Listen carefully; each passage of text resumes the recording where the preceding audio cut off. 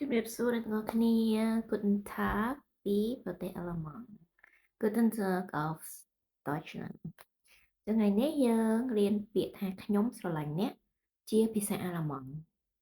ខ្ញុំស្រឡាញ់អ្នកសម្រាប់ដៃគូគូសង្សារស្វាមីភរិយាហើយនិងខ្ញុំស្រឡាញ់អ្នកក្នុងការនិយាយរវាងក្រុមគ្រួសារឪពុកម្ដាយកូនមីងក្មួយឬក៏វាថាមិនមែនជាទំនាក់ទំនងស្នេហាជ្រាលជ្រៅណាចឹងវាមានពីរលក្ខណៈដែលត្រូវនិយាយខុសគ្នា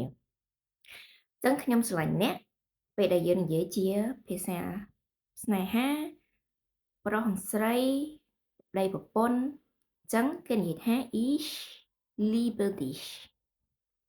ich liebe dich ich liebe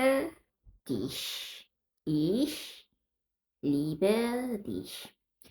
ប៉ុន្តែសម្រាប់កូននិយាយទៅកាន់ម្ដាយចៅនិយាយទៅកាន់យាយតាឬក្នុងគ្រួសារឬក៏និយាយបែបលក្ខណៈធម្មតាខ្ញុំស្រឡាញ់អ្នកធម្មតាតែមិនមែនជាន័យស្នេហាណាអញ្ចឹងគេនិយាយថា ich habe lieb ឬក៏ ich habe dich sehr lieb ich habe dich sehr lieb lieb ich habe dich sehr lieb ពេលខ្ញុំស្រឡាញ់អ្នកខ្លាំងណាស់ប៉ុន្តែក្នុងន័យបែប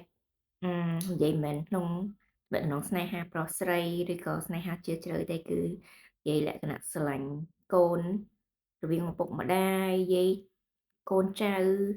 និងរវាងក្រុមគ្រួសារធម្មតាអញ្ចឹងណាអញ្ចឹងពីអត្ថន័យផ្សេងគ្នា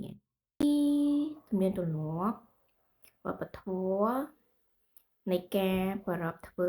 ពិធីខួបកំណើតរបស់គេអញ្ចឹងក្នុងកម្មវិធីខួបកំណើតរបស់គេយើងអាចទៅធ្វើ pre birthday ឲ្យគេបានទេ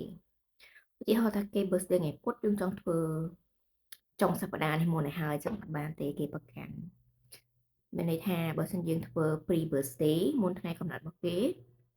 គឺនឹងនាំយកនៅសំណាងអាក្រក់មួយជីវិតឲ្យគេឬក៏ពេញមួយឆ្នាំចឹងទៅ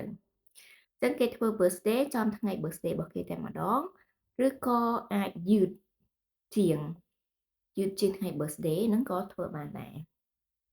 ចាហើយពាក្យជូនពរនៅថ្ងៃ birthday ជាភាសាអាល្លឺម៉ង់យើងអាចនិយាយថា alles Gute zum Geburtstag alles Gute zum Geburtstag មួយទៀត alles Liebe zum Geburtstag alles Liebe zum Geburtstag ឬក៏មួយទៀតherzlichen Glückwunsch zum Geburtstag herzlichen Glückwunsch zum Geburtstag ឬក៏យើងអាចនិយាយខ្លីថា alles Gute alles Gute alles Gute ហើយបើសិនជាគាត់មាន belated birthday ក្រោយថ្ងៃកំណើតគាត់ណាយើងអាចនិយាយថា alles Gute nachträglich